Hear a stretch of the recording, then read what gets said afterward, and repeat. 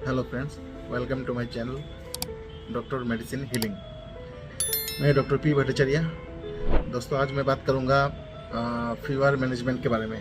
कैसे आप घर में फीवर को मैनेज कर सकते हैं, चाहे बड़ो हो या बच्चे हो। स्पेशली अगर फीवर हाई हो रहा है तो इमीडिएट क्या प्रोसीड कर सकते हैं।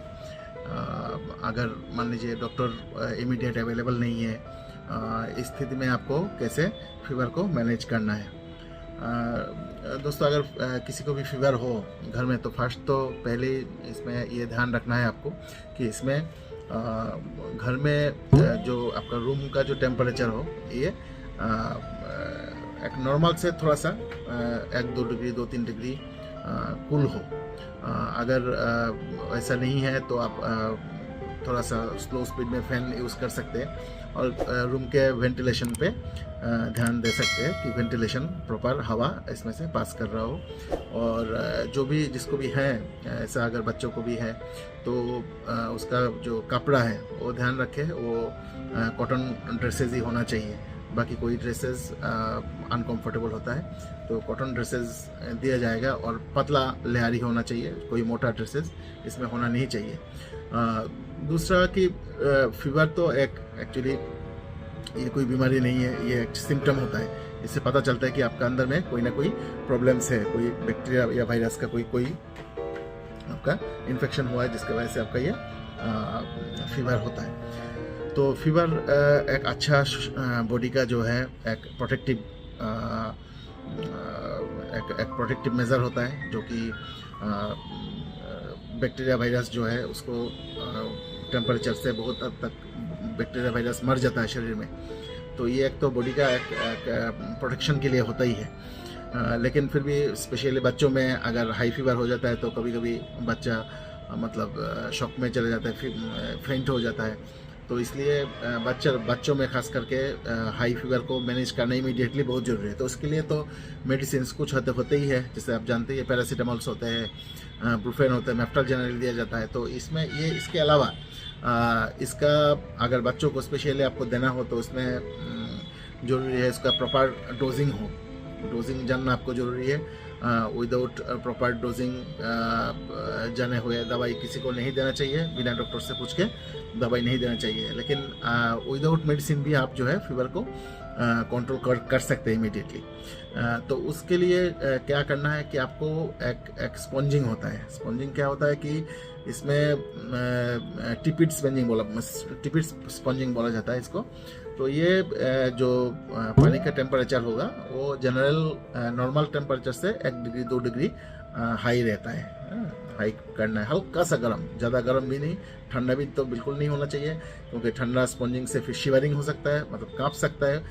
शिवरिंग होने के वजह से आपको फीवर और ज़्यादा बढ़ सकता है। तो इसलिए स्पॉन्जिंग क्या करना है कि जनरली कोई बाथरूम में ले जाके बच्चे को कोई गमले में या टब में रख के, तो एक कपड़े के साथ एक नॉर्मल टेम्परेचर से 2 डिग्री ज़्यादा टेम्परेचर वाला पानी में कपड़ा भिगो के ये चेस्ट में इस तरह से आपको स्पॉन्ज करना है, ये चेस्ट को स्पॉन्ज करना है। तो ये रेगुलर लगातार करते जाना है आपको, हाफ एन आवर का टाइम।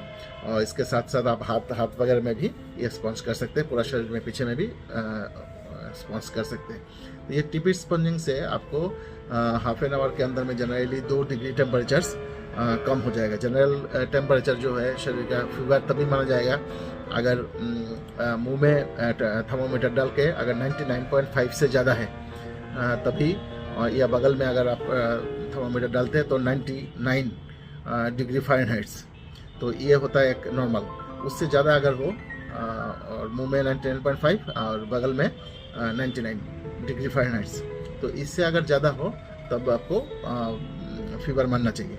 तो ये स्पॉन्जिंग से क्या होता है कि टेम्परेचर जो है, अगर आपका बच्चा का देख रहे कि नहीं फीवर बढ़ते जा रहा है, जैसे 2 डिग्री 3 डिग्री 4 डिग्री तक जा रहा है, बढ़ रहा है लगातार, तब इमीडिएटली ये टिपिड स्पॉन्जिंग आप करिए। और कोल्ड स्पॉन्जिंग आप कर सकते हैं, ये इसमें फोरहेड में कोल्ड स्पंजिंग भी आप कर सकते हैं, लेकिन टिपिड स्पंजिंग बॉडी में करना बहुत ज़रूरी है। इसमें आपको इमीडिएटली, मैंने मतलब with in half an hour बच्चे को 2-3 डिग्री टेम्परेचर कम हो जाता है। तो इसके अलावा इसमें जो है फीवर में और बहुत ज़रूरी है कंट्रोल करने के लिए इसमें कि कितना भी ज़्यादा आप लिक्विड जो है बच्चे को देते रहे, डिहाइड्रेशन ना हो। कोई भी लिक्विड जो है नॉर्मल पानी दे सकते हैं या ORS या कोई भी लिक्विड, कुछ भी लिक्विड जो बच्चे को पसंद हो, कुछ भी लिक्विड आप लगातार कंसिस्टेंटली देते। लगातार मीन्स ऐसा नहीं कि एकदम लगातार दे नहीं, ज़बरदस्ती नहीं, मतलब थोड़ा देर में थोड़ा लिक्विड जो है वो जाना चाहिए। और इससे यूरिन जो है, यूरिन फॉर्मेशन होता है और यूरिन पास होने की वजह से भी आपका टेम्परेचर घटता है। तो ये चीज़ ध्यान रखना है। और दूसरा आपका मेन इसके अंदर में फीवर के अंदर में ये ध्यान रखना है कि मेडिसिन इसका जो है आपको फीवर का जो नॉर्मल मेडिसिन है वो तो आप दे सकते हैं, जैसे पैरासीटामोल तो नॉर्मल दे सकते हैं, लेकिन इसके अलावा अगर इसके साथ अगर कोई और दूसरा कोई सिम्टम हो, जैसे कोई रैश है बच्चे को, या बच्चे जैसे जनरली बच्चे लोग उतना प्रॉपर्ली बोल नहीं पाता है, तो उसको स्टडी करें कि इसका ये क्या ज़्यादा सो रहा है या इरिटेटेड है, रो रहा है, और इसके साथ साथ इसमें और कोई जैसे रैशेज आपको है कि नहीं, उसमें रैशेज है कि नहीं, रेडनेस है कि नहीं शरीर में, और सांस में जैसे सांस ले रहा है तो जोर से आवाज़ हो रहा है कि नहीं, सांस के साथ साथ आवाज़ हो रहा है कि नहीं, ये सब भी ध्यान रखना जरूरी है, क्योंकि इसका ये सिम्टम आपको डॉक्टर्स को बताना पड़ेगा जब डॉक्टर से आप मिलेंगे। लेकिन इमीडिएट तौर पे घर के अंदर में जो है आप ये स्पॉन्जिंग का ये सबको जानना चाहिए कि ये स्पॉन्जिंग जो है, टिपिड स्पॉन्जिंग 2-3 डिग्री टेम्परेचर हाई पानी का, नॉर्मल जो पानी है टैप वाटर है उससे हल्का गर्म पानी ये इससे आपको स्पॉन्जिंग कराइए, एकदम कंटिन्यूअस कराते रहिए जब तक फीवर आपको डाउन ना हो जाए। ये आधा घंटा 40 मिनट एक साथ लगातार आप इसको करा सकते हैं। तो इससे होगा कि इमीडिएट खतरा जो होता है, जो स्पेशली बच्चों के, बड़ों को भी, जो इमीडिएट जब अगर हाई फीवर होता है तो इमीडिएट जो उसका खतरा है तो वो कम हो जाता है। और कभी ऐसा भी होता है कि फीवर में पैरासीटामोल भी काम नहीं करता है, पैरासीटामोल भी बहुत हद तक काम नहीं कर पाता है शुरू में, तो उस समय भी इस पैरासीटामोल के साथ साथ अगर आप ये स्पॉन्जिंग करें तो ये बहुत अच्छा आपको फ़ायदा करता है। और ये एक कभी ऐसा भी होता है, बहुत केसेस, बहुत सारे फीवर्स होता है जो कि स्पेशली बच्चों में लाइफ थ्रेटनिंग भी होता है, तो ये एक खतरा आदमी उससे कम कर सकता है। तो ये एक जनरल नॉर्मल जानकारी के लिए ये वीडियो बनाया। तो दोस्तों, अगर ये आपको टॉपिक अच्छा लगे तो मेरे चैनल को सब्सक्राइब करिए और लाइक एंड शेयर जरूर करिए।